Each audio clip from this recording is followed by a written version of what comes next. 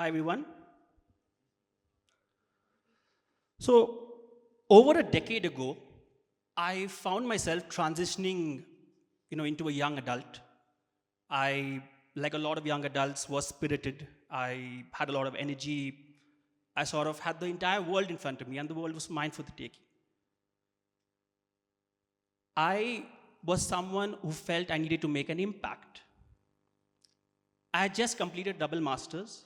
I had worked at a big financial services company, returned from the States, and I found myself working for the Department of Atomic Energy, the government of India. Don't worry, this is not about nuclear physics and all of that. Entrepreneurship, as we know it today,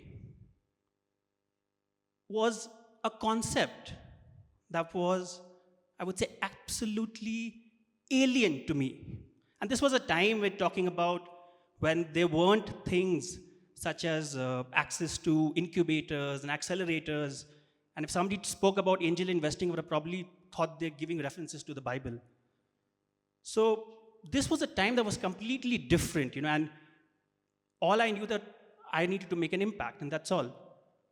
But there were two things that serendipitously happened and that sort of went for me, pushed me into the kind of line that I wanted to get into, or rather am into right now.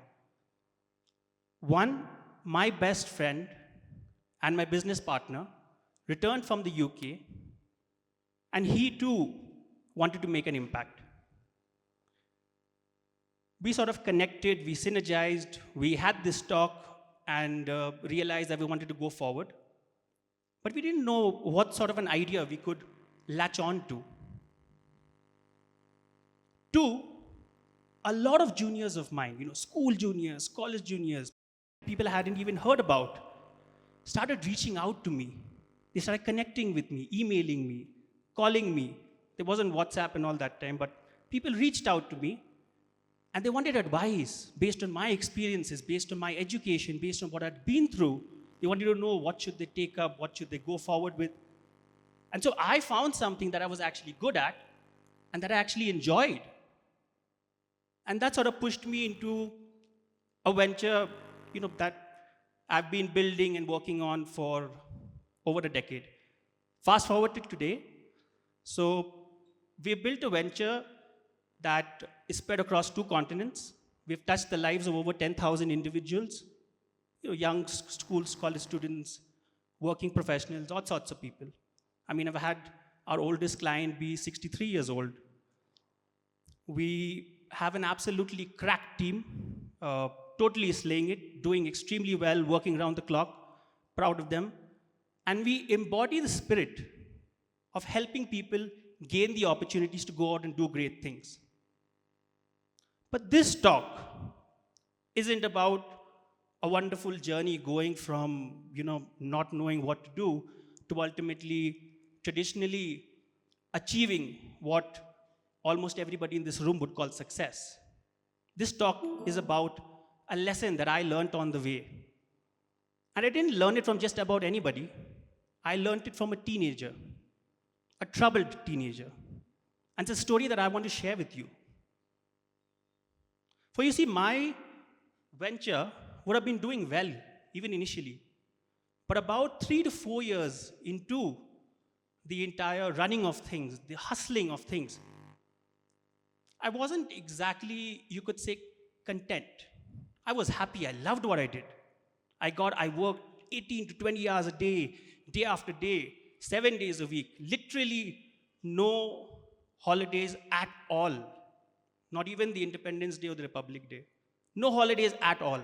And that's what you need to do.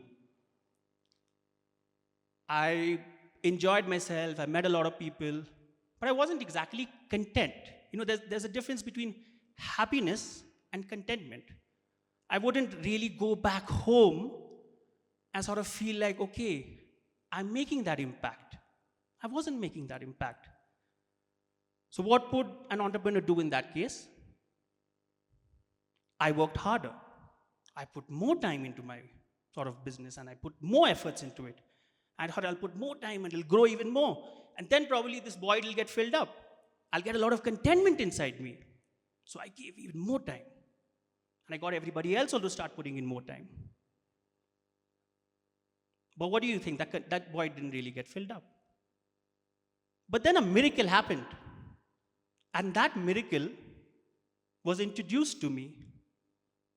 It was a boy. His mom called me one day, and she was like, Michael, you have to meet my child. You have to meet this boy. And I was like, okay, probably you heard about my organization, got my number from somebody. No problems. And then she was like, no, but he is disturbed. And I was like, tell me something new. Half the people who come to me are disturbed. But she sort of was insistent, trying to make me realize that, no, this guy is special. So I sort of wanted a little bit of background, of course. I asked her, tell me about him. She went on to say that he's academically falling. That's the number one reason parents try to seek any sort of help for their kids. So I was like, okay, his grades are falling, fine. And then she's like, he's not making friends. I'm like, okay, fine. What else? Like, okay, you have to meet him. You'll see for yourself. I was like, bring him over this evening. We set an appointment, say about 4 o'clock. I remember sitting about 15 feet away from the door. And, this boy walks in and his mother's behind him. And he has this sort of cool aura going about him, young guy. And his mom comes up behind him and she's just there to drop him off. And just like how a mother could do, she sort of hugs him from the behind, And she hugs him, she pulls him close and she says, be a good boy, listen to what he says. And I look at his face and his face goes, oh my God. Like his total swag is just ruined right now. And he's become so vulnerable in front of all of us. So I had a little bit of a smirk. I turned my face away. I did not want to embarrass him. He came, he ran, he was like, we shrugged it off. He walked forward, he sat in the chair. And he did the strangest thing. He took out a pair of sunglasses and he put them on. He looked at the watch and he looked down. And that's it. I did not get a single word out of him.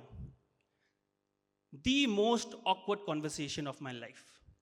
I had a lot of background, a lot of information. I knew what he liked, he disliked. I could sort of talk about things that he liked, but there was absolutely, it was like as if he was blank to me. I was like, okay, first session gone. Second session, again awkward. Third session, again awkward. Fourth session, equally awkward. And you know where this goes. I never got a word for him, probably, I don't even remember, 15, 20 sessions down the line. I was like, okay, no problems. And then one day he walks in, and I could see that his body language is different. There was nobody in the room. It was a lot of private session. He sits on the chair, and he's clenching the side of his chair, like really firmly. And he's looking around, looking left, looking right, sort of checking out if the walls have ears. And I didn't speak because I knew that his body language is different. I had met a lot of people like him, a lot of what you call Johns. And they're all the same. This is when they sort of connect with you. He looked up, his eyes locked with mine, that gaze. And he spoke finally. And he never just spoke, he sort of gave a barrage of information. He started talking and talking and talking. The good things, the bad things, the picnics he went to, his friends, how his sister bullies him, how his teachers bully him. And I felt like all the questions and all the things that I've been asking him for so many days, literally, he started answering every single thing. And I was listening, I wasn't saying anything, but in my head I was doing like a mini dance because this was progress. This was like, okay, finally I have connected with you. And now maybe I'll see more progress. And I was waiting for the next week, okay, he'll come back. Then I'll start talking and, connecting with him. And after all of this, he left. I was really happy. I took down my notes, I closed, I signed.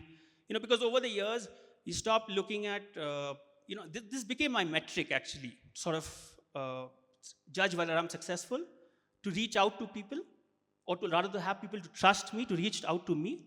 And I was like, okay, success, 2 days later, his mom calls me and she says, Michael, what have you done to him? And I'm like, what have I done to him? I haven't done anything. Because it was just one session where he spoke. And I thought something went wrong probably. And she was like, no, he's fantastic. He's doing well at school. He's answering in the class. He wants me to take him to football practice, and he wants to connect with people. He's thrown away his sunglasses, most important. I was like, oh, wonderful.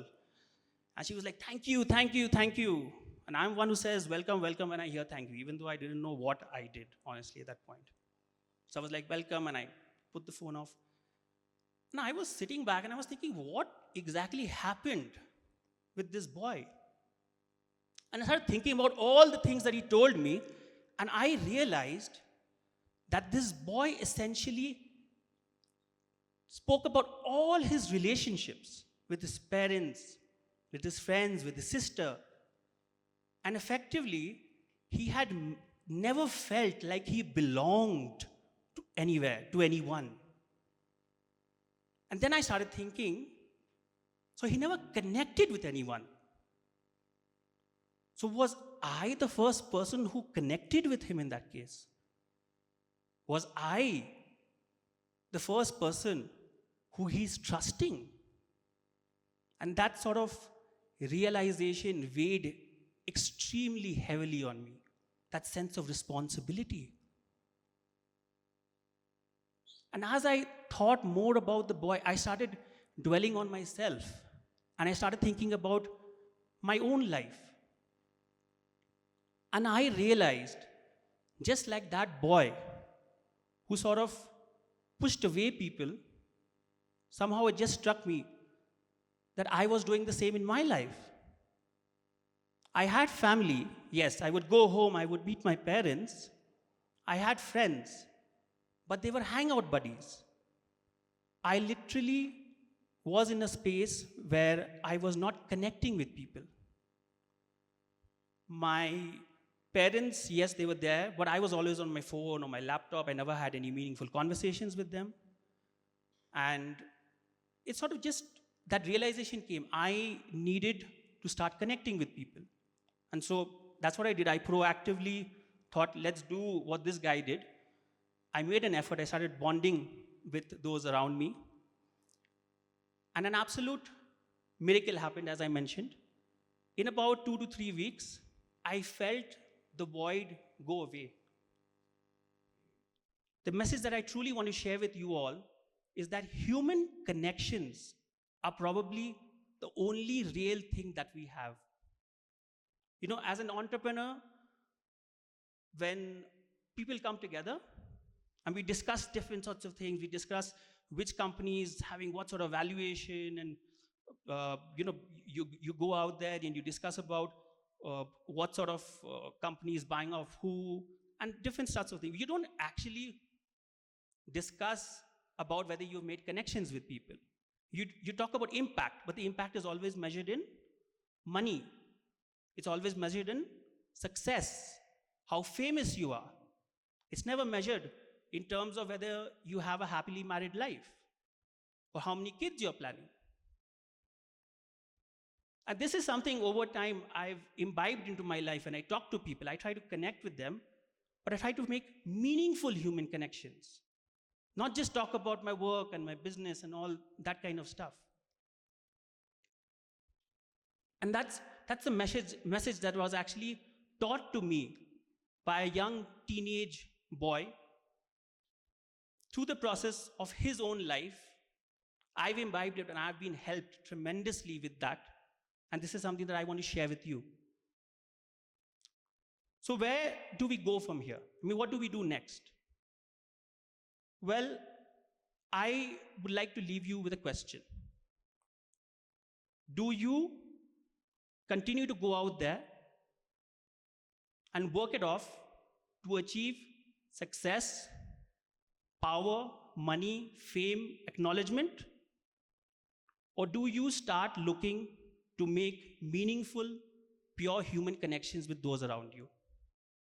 The answer to this question is with you, and that's all I have for you. Thank you.